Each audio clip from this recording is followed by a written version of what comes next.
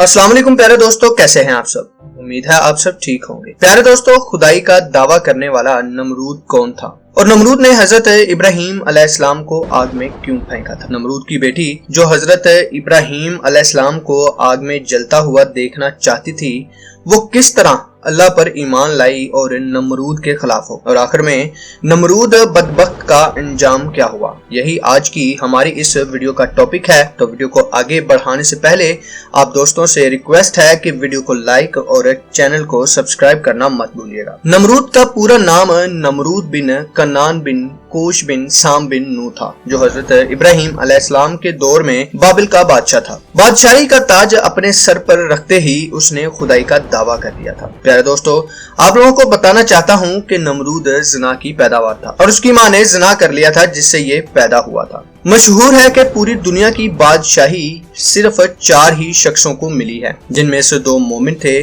और 2 काफिर। हजरत सुलेमान अलैहिस्सलाम और हजरत जुल्करनैन तो साहिबाने ईमान थे। नमरूद और बख्त नसरिया दोनों काफिर थे। नमरूद ने अपनी सल्तनत भर में ये कानून नाफिज कर दिया था कि उसने खुराक की तमाम चीजों को अपनी तहवील में ले लिया है।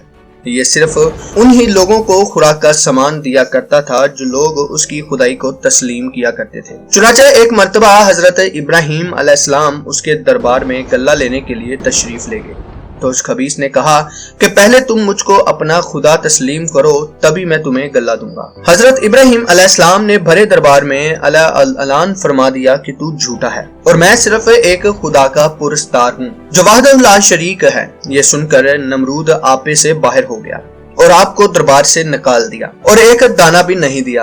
आप और आपके चंद साथी जो मोमिनीन थे भूख की शिद्दत से परेशान हो गए।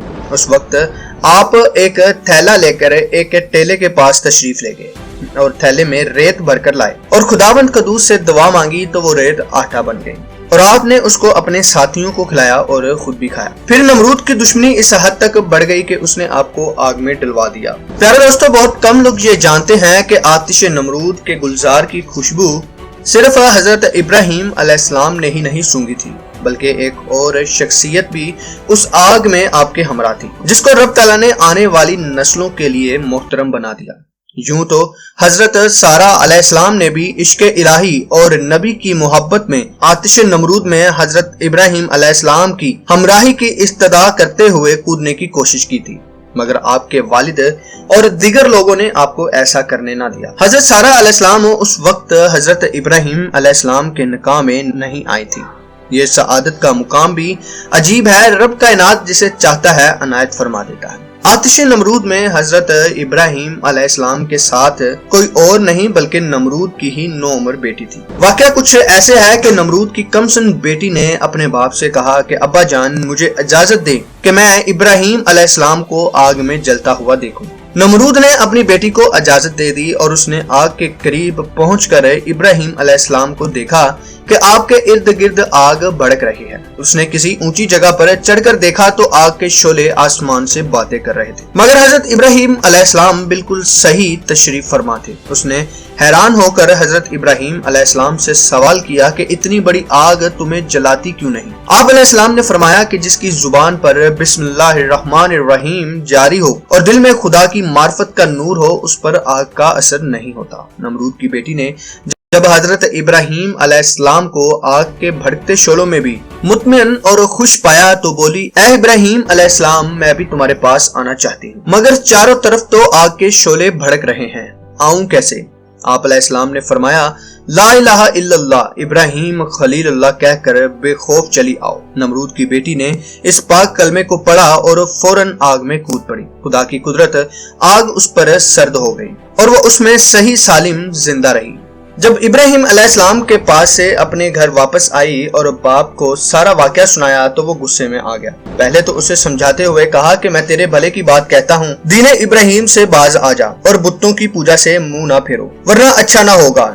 नमरूद ने अगरचा अपनी बेटी को बहुत डराया धमकाया, मगर उसने एक ना मानी। आखिर मलऊन नमरूद ने उस खुदा की प्यारी पर जुल्मों के पहाड़ तोड़ डाले। जब शक्तियां हद से बढ़ गईं, तो खुदा के हुक्म से जिब्राइल अलैहिस्सलाम आए और खुदा की प्यारी को वहां से उठाकर हजरत इब्राहिम अलैहिस्सलाम के पास पहुंचा दिया। प्यारे दोस्तों, हजरत इब्राहिम अलैहिस्सलाम और नमरूद के दरमियान एक मुकालमा हुआ, जिसमें नमरूद ने आपके कलमा हक से तंग आकर एक दिन आपको अपने दरबार में बुलाया। हस्बे ज़ैल मुकालमा बसूरत मनाजरा शुरू कर दिया। नमरूद ने कहा कि ऐ इब्राहिम, बताओ तुम्हारा रब कौन है जिसकी इबादत की तुम लोगों को दावत दे रहे हो। हजरत इब्राहिम अलैहिस्सलाम ने फरमाया कि ऐ नमरूद, मेरा रब वही है जो लोगों को जलाता और मारता है। इस पर नमरूद ने कहा कि ये तो मैं भी कर सकता हूँ।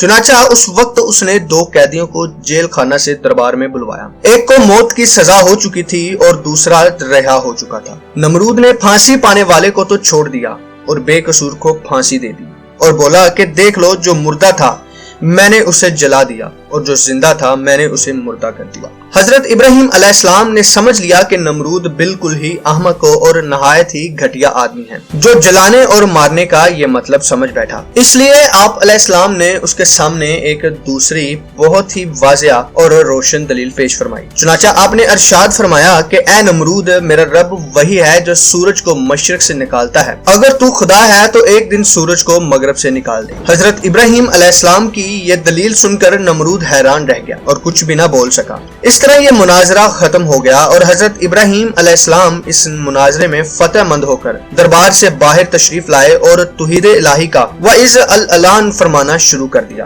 प्यारे दोस्तों, कुरान मजीद में इस मुनाजरा की रुदाद इन लफ्जों में बयान फरमाई है। लिहाजा इसका तर्जुमा कुछ यूं है कि ए महबूब, क्या तुमने न देखा था उसे जो इब्राहिम से झगड़ा उसके रब के बारे में, उस पर के अल्लाह ने उसे बादशाही दी, जबकि इब्राहिम ने कहा कि मेरा रब वो है कि जो जलाता और मारता है, और इस पर वो बोला कि मैं भी जलाता और मारता हूँ। इब्राहिम ने फरमाया कि अल्लाह सूरज को पूरब से लाता है, तू इसको पश्चिम से लेके आ। तो उस काफिर के होश उड़ गए और अल्लाह जालिमों को राह नहीं दिखाता। प्यारे दोस्तों, इस वाक़े से हमें चंद असबाब की रोशनी मिलती है। हजरत इब्राहिम अलैहिस्सलाम खुदावंद की तौहीद के ऐलान पर पहाड़ की तरह कायम रहे, ना नमरूद की बेशुमार फौजों से खाइफ हुए और ना ही उसके जुल्म जबर से मरऊब हुए, बल्कि जब उस जालिम ने आपको आग के शोलों में डलवा दिया, उस वक्त भी आपके पाए अज़्मो इस्तक़लाल में बाल बराबर लग़ज़िश नहीं हुई और आप बराबर नारे तौहीद बुलंद करते रहे।